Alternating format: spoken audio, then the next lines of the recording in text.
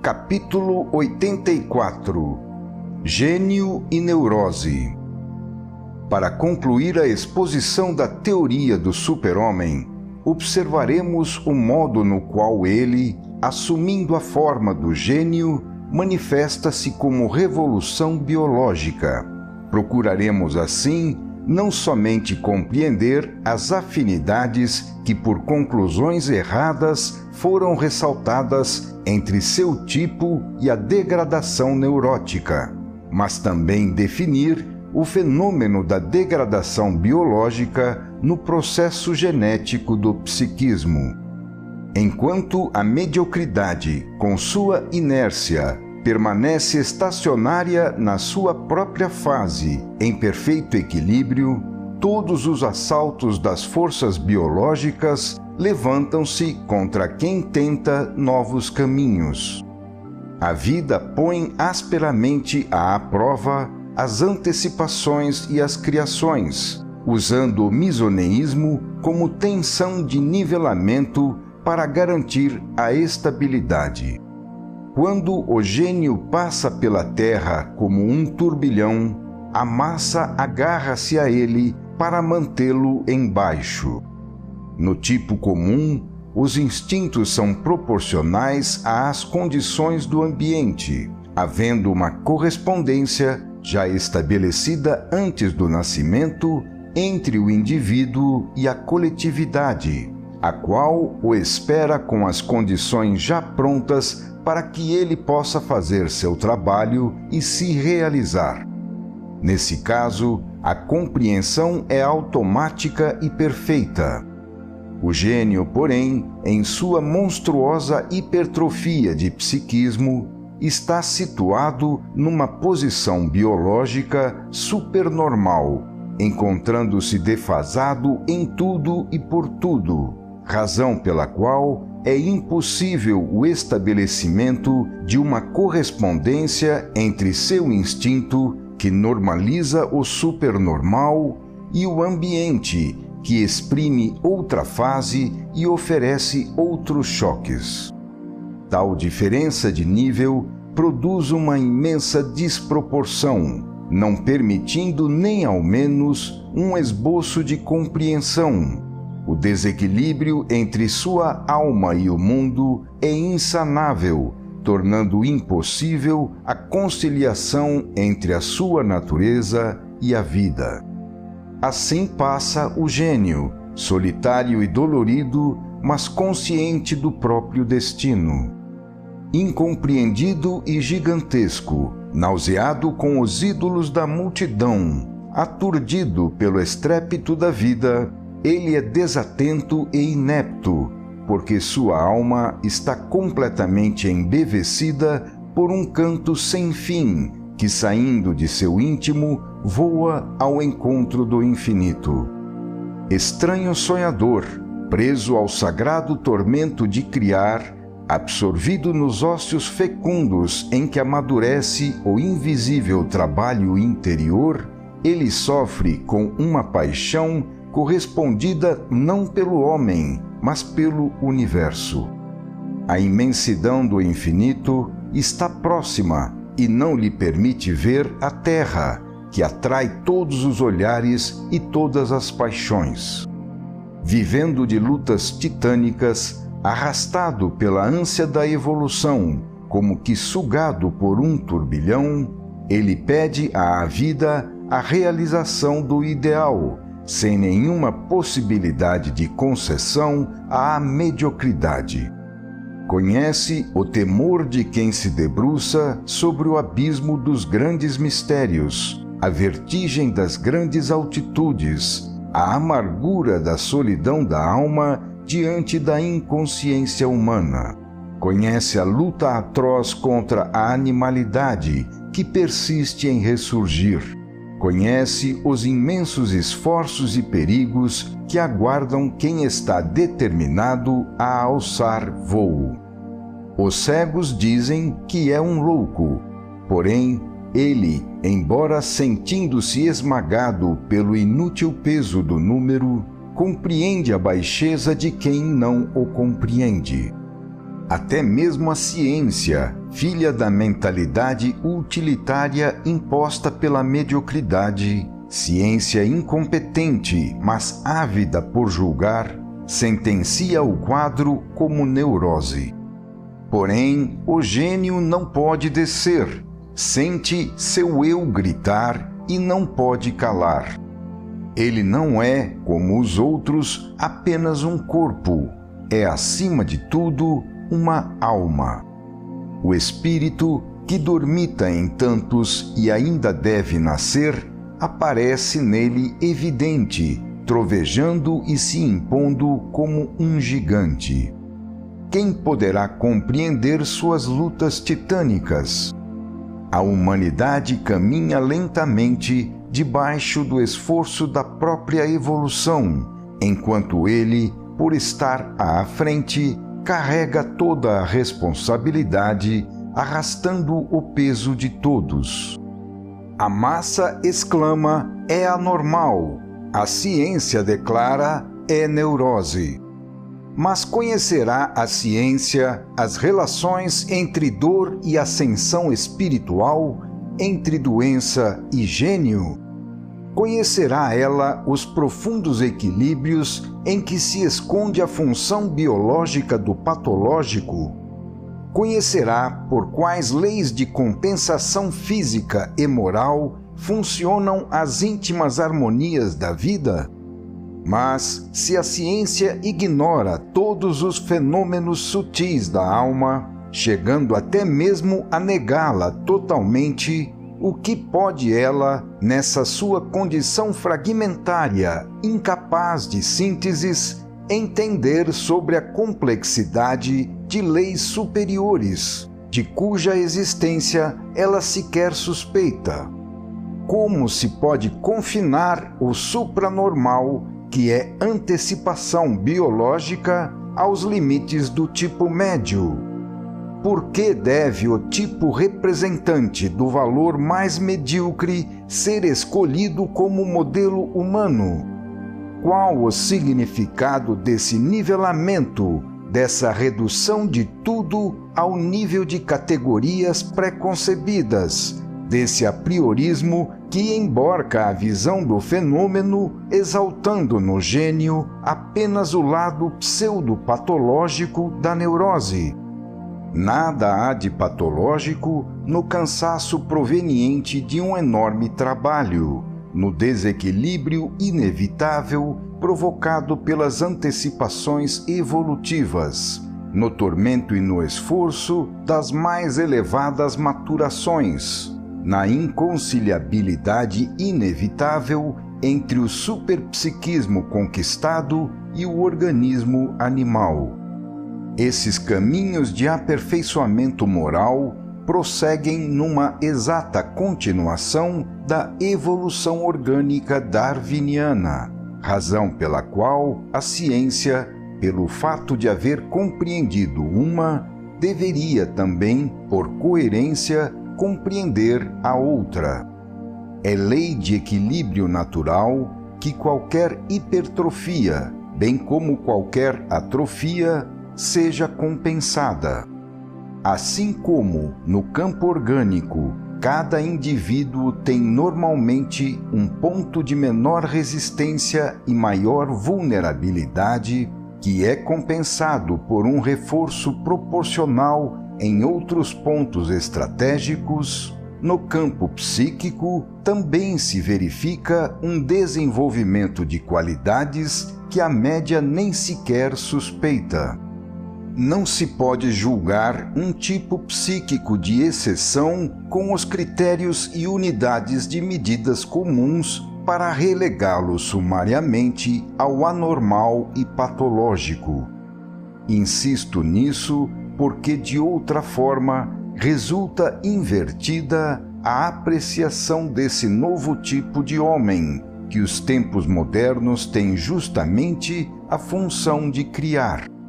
Querer levar para a anormalidade tudo o que exorbita da maioria medíocre, fazendo do tipo humano mais comum, de valor duvidoso, o tipo ideal, é sufocar a evolução.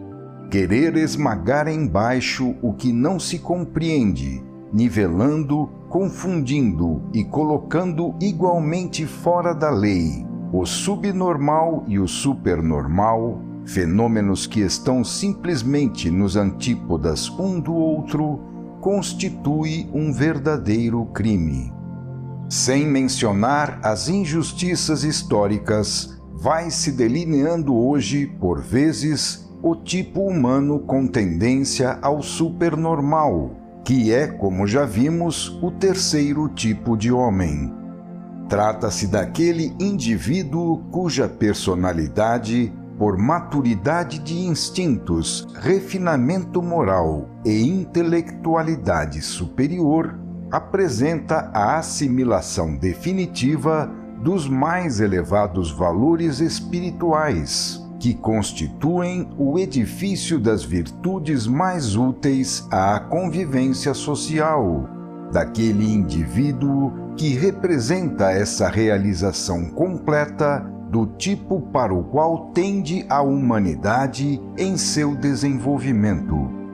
Dotado de inteligência e dinamismo, com sensibilidade e percepção excepcionais para o belo e o bem, ele traz fixados em sua retidão os mais elevados ideais de honestidade e altruísmo, que são o índice do seu grau de evolução, possuindo uma suprema aptidão para cimentar o conjunto social e funcionar no organismo coletivo. Essas características são todas elas sinais de nobreza de raça, de aristocracia de espírito. Ao mesmo tempo, porém, há nele uma sensibilização dolorosa, na qual se revelam o esforço para novas adaptações, o tormento de um ser que geme sob o peso de violentos deslocamentos biológicos, a rebelião de um funcionamento orgânico não habituado a se submeter às exigências que um psiquismo preponderante impõe na improvisada expansão de suas potencialidades. Tal ser, embora hoje apareça como fraco, acumula em si qualidades e poderes espirituais que um dia irão admiti-lo entre os futuros dominadores do mundo, enquanto aos normais, aqueles equilibrados no ciclo das funções animais, restará, por seleção natural, a função de servos. Se o gênio apresenta uma tendência à neurose, é porque seu temperamento de vanguarda, que assume o risco de preparar as verdades futuras, executa uma grande função no equilíbrio da vida. Se na sua emotividade e afetividade extremamente intensas, na sua inteligência e sensibilidade excepcionalmente aprimoradas, na sua moral elevadíssima, existe algo de ultra-refinado, lembrando requintes de uma raça aristocrática que, por estar madura demais, agoniza e morre, ele é, no entanto, um fermento socialmente precioso de sensibilidade e atividade, uma centelha de vida em meio à massa de medíocres, onde a inércia predomina e a vida nada mais sabe senão manter-se e reproduzir-se fechada no ciclo de suas funções animais. Estes seres delicados foram e são constrangidos a viver num mundo de todos. Que terrível choque para eles pode reservar a brutal luta conduzida pelo tipo comum, vazio de escrúpulos e de sensibilidade. Por serem generosos e honestos, não sabem prostituir a alma todos os dias para obter vantagem imediata, e por viverem daquilo que o mundo verá somente daqui a milênios, pagam caro sua superioridade. A dor caminho das grandes ascensões é a sua mais íntima companhia. Neles, a natureza humana, que morre para dar vida ao psiquismo super-humano, sofre o tormento da agonia e, com uma afetuosidade intensa, incompreensível aos normais, implora desesperadamente ajuda para não morrer. O mundo ri, mas já foi selado pela palavra do grande entre os grandes, abre aspas, Pai, perdoa-lhes, porque eles não sabem o que fazem, fecha aspas. Eis o homem julgado inconsciente. Triste herança essa normalidade. Quanto maior é o espírito, tanto mais fortemente ele é premido pela dor para realizar sua ascensão. É lei da natureza que as grandes criações sejam filhas das grandes dores, que o processo das criações biológicas mais fecundas seja mais trabalhoso, mais cheio de esforços. Existirá algum esforço maior do que o penoso trabalho de vencer a inércia biológica e superar o impulso de forças milenares condensadas no atavismo?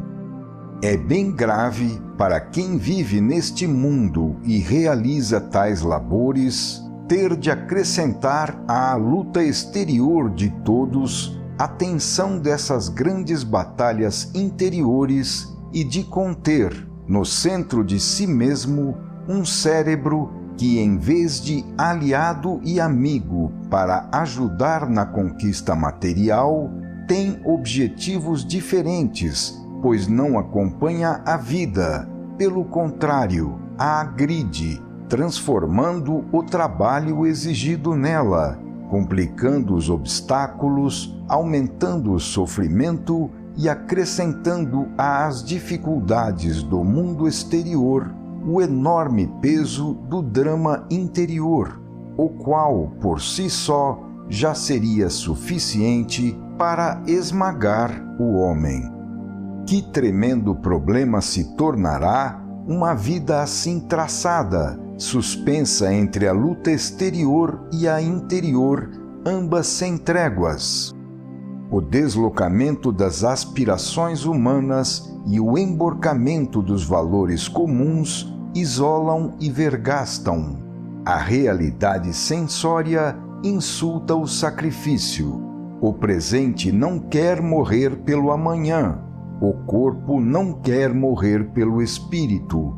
O tangível não quer morrer pelo imponderável. A construção de uma alma nova exige um grande esforço no deslocamento do eixo da vida e na revalorização de si mesmo em um nível mais alto. A este ser a ciência chama psicopata. Sem dúvida, existe uma neurose patológica de síndrome clínica mais ou menos evidente, na qual se encontra de fato exaltado o tom da dor e da sensibilidade.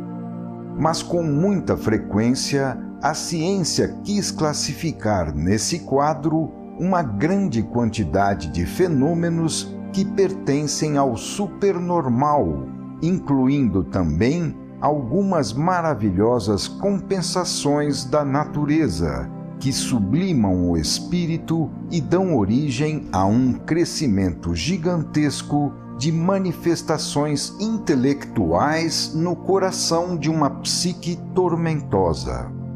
Com essa incompreensão, desvalorizando um tipo humano, cuja função poderia ter grande valor na economia da vida social, a ciência inverteu sua tarefa, que é valorizar as forças da vida. Para quem fala com autoridade de cátedra, constitui uma grande responsabilidade não saber ver na evolução biológica, tão corajosamente defendida, estas suas mais altas fases, não saber ver naquele fragmento da verdade nada mais que um meio para rebaixar o espírito ao nível do corpo e não para elevar o homem à dignidade espiritual. Está na hora desse organismo de intelectualidade e de conhecimento, denominado ciência, caso queira de fato ser ciência, assumir a direção consciente do grande fenômeno da evolução, tratando de dirigir a seleção humana ao invés de se perder em estéreis rivalidades de domínio, educar o homem para uma consciência eugenética, a fim de criar a qualidade antes da quantidade, elevar-se para dirigir inteligentemente as forças naturais, onde reside a premissa da felicidade do indivíduo e da raça. Aprendei a compreender a vida como uma imigração espiritual que vem do além. Se o ambiente espiritual da Terra for purgado, ela se tornará automaticamente inabitável para os seres involuídos, fazendo os destinos mais atrozes permanecerem espontaneamente nos mundos inferiores. É indispensável uma profilaxia moral contra tudo o que é coletivamente antivital. Somente uma consciência das distantes vantagens para a raça poderá, através de um altruísmo ponderado e consciente, atenuar progressivamente a patogênese, que nenhuma terapêutica a posteriori será capaz de corrigir. Se a dor pode ser redenção, nem por isso as suas causas devem ser semeadas.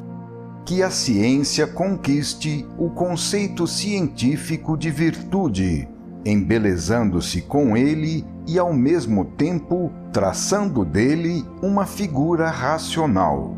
Que a ciência, então, quando o supertipo biológico aparecer esporadicamente, não o considere elemento antivital, mas sim que o ajude em seu transformismo, estendendo a mão benévola a esses seres que sofrem e lutam sozinhos para a criação de uma raça nova.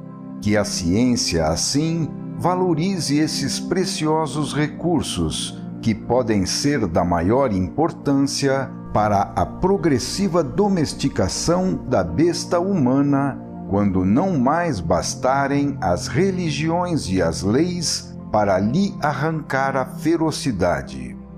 A classe daqueles que pensam em todos os campos tem o dever de guiar o mundo, o dever de executar a sua função de central psíquica do organismo coletivo, o dever de se tornar intérprete da lei e de indicar o caminho, para que a sociedade e seus dirigentes também o conheçam e o sigam.